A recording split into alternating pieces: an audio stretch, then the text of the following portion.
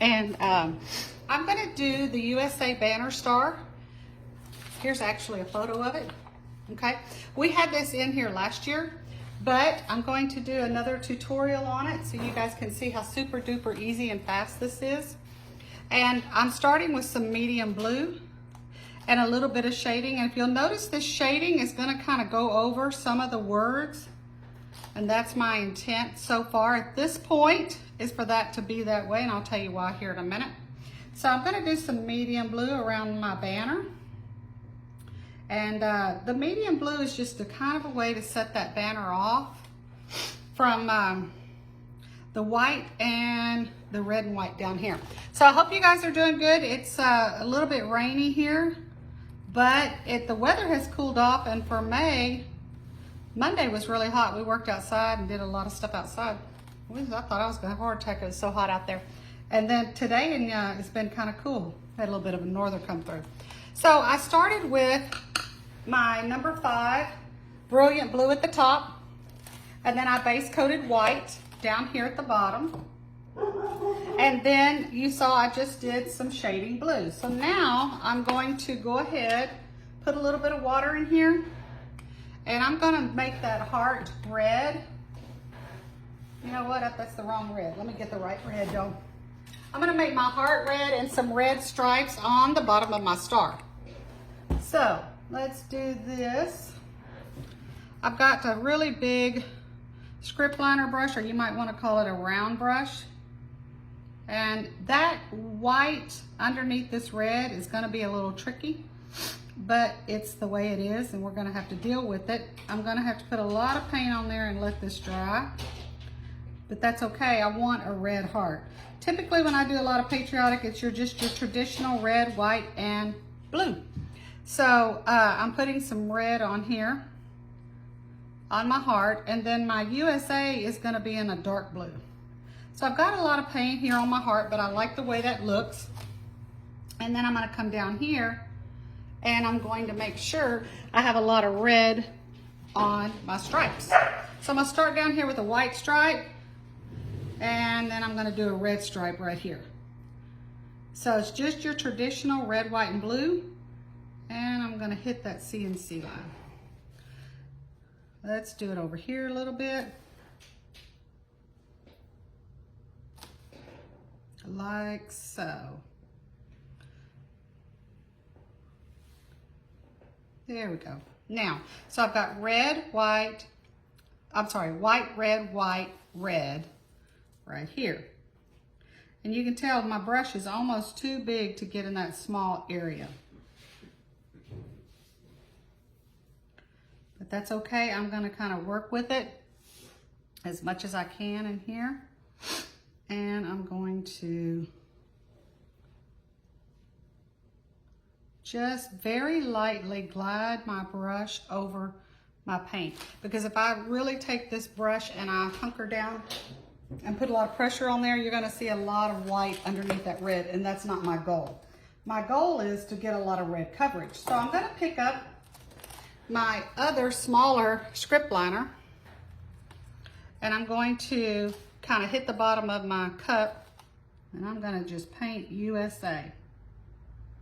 Now I like to put white highlights on top of the USA, but I'm not going to be able to do that today in this video because it's just going to be too wet. But I will come back later and put some white stripes on the, not really stripes, just brush strokes on top of USA. There we go. Got a bobo here.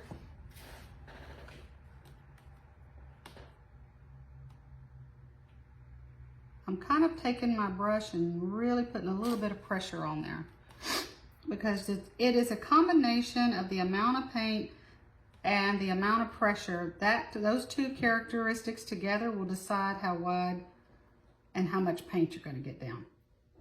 How much paint you got on the brush and how much pressure you have on the bristles of the brush, if that makes any sense.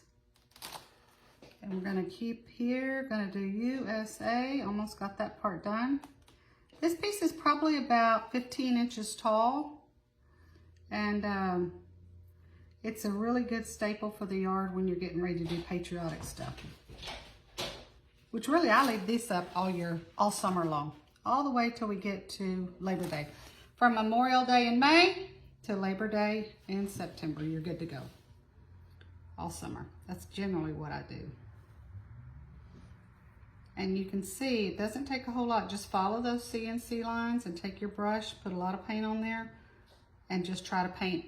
Just like you did when we were kids and you painted in a coloring book, you're trying to paint between the lines. Same thing.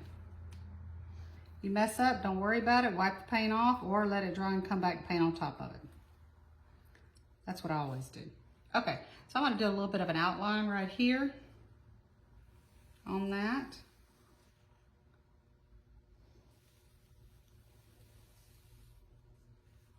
And a little bit of an outline right here. Now, obviously, I have a bunch of stars there on top. And I'm going to put a lot of white paint on those stars.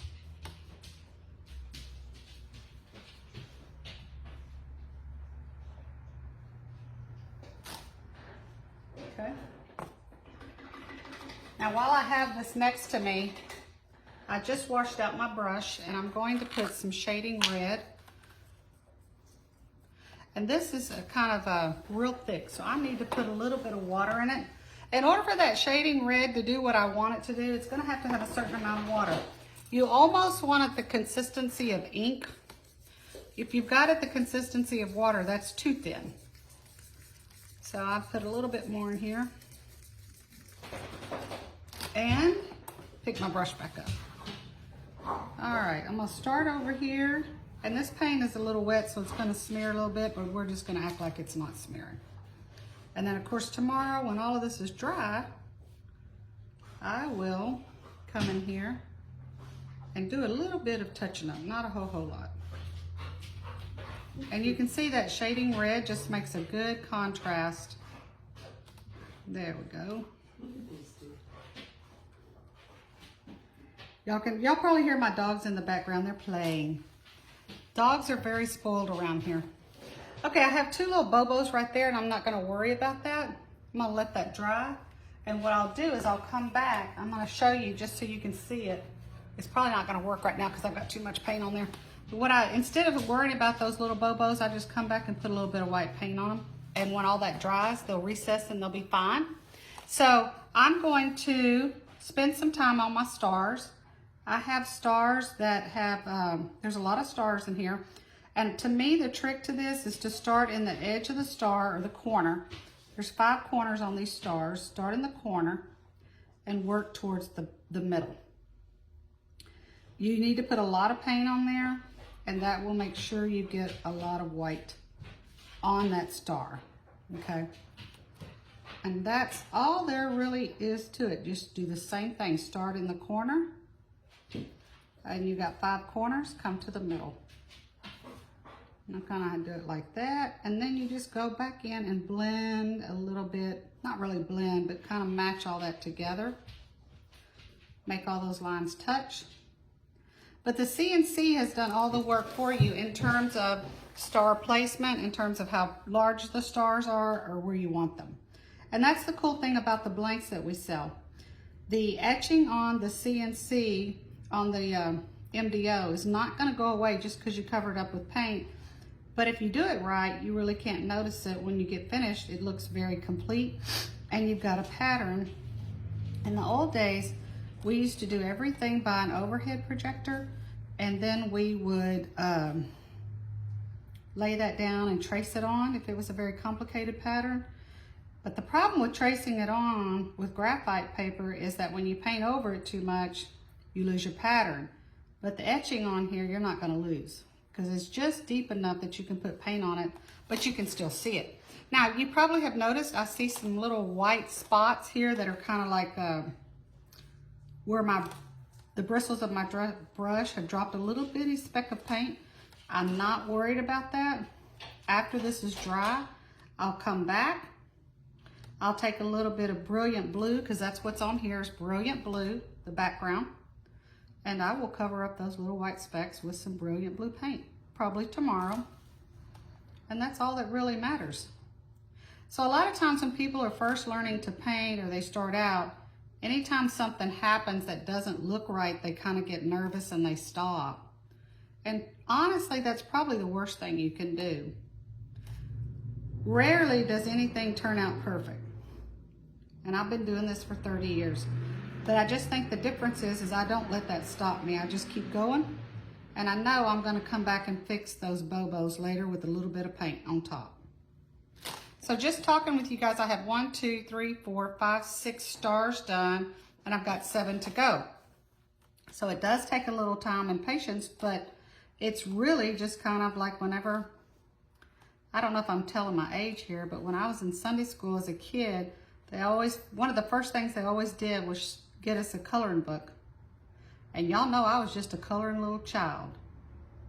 But who knew that that kind of thing was going to soothe me the way it does? Probably why I'm painting today, y'all. It's the same thing. It's just kind of color book painting with some shading and some highlighting. That's really all it is. And the CNC has basically made your color book lines for you. Now, years ago, I was saying earlier how we did this by hand. And one day, I told the guy who runs our CNC, who just happens to be my son, I went to him and I said, you have to find a way to make this machine score or etch a pattern on here. And he said, I never forget, he just kind of looked at me. He said, I think I can do that.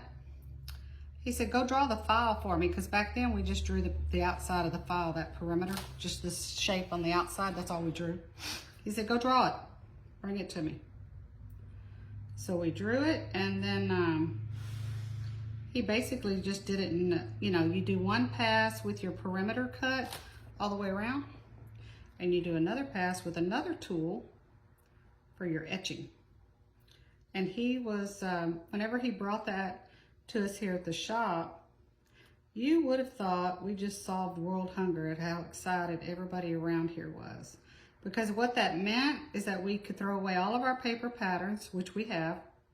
And y'all, we had hundreds, if not thousands, of paper patterns. So all the space that we use for paper patterns, we now can use that for something else. It meant that we never had to worry about losing a paper pattern, because there was times we lost patterns because we had so many of them. And it meant that once he brought it to us, we could paint it as many times as we want and the pattern would never disappear. And if you've ever used graphite paper and traced a pattern on there, you know how easy it is for that pattern to disappear if you put a lot of paint on it. So really, really cool what technology can do. And of course, now with the technology that we have, a lot of small, what I would consider small mom and pop businesses have CNCs. Now, in the old days, that wouldn't have been possible because they couldn't have afforded it. Y'all hear my dogs? Somebody had the nerve to pull up in our driveway or drive by. We only have, I think we have 6 dogs now. We have 3 big and 3 little ones. And y'all, they act ridiculous, but they're just so funny. They are so hilarious to me. So that's just the being part of having animals, I think. And in this short video, you can see how you just kind of make that paint go where you want it to go in between the lines. And I will hold this up so you can see. Now, I do have one other thing I'm going to do on the outside here. I have a lot of paint on there and I've got some problems there, right? I'm going to worry about that tomorrow. I'm not worried about these little specks today, because tomorrow when this thing is dry, or when next time I get to it, it's probably going to be tomorrow for me, I will come back in and I will cover that up. But I do want to do this. This is really kind of too wet for me to be doing it, but I'm going to do it anyway. And I got a few highlights I'm going to put on my thing, and it's going to be done. D-O-N-E. All right, y'all, hold on just a second. All right, that's it. And you can see that I have a really pretty star with the We Love USA banner.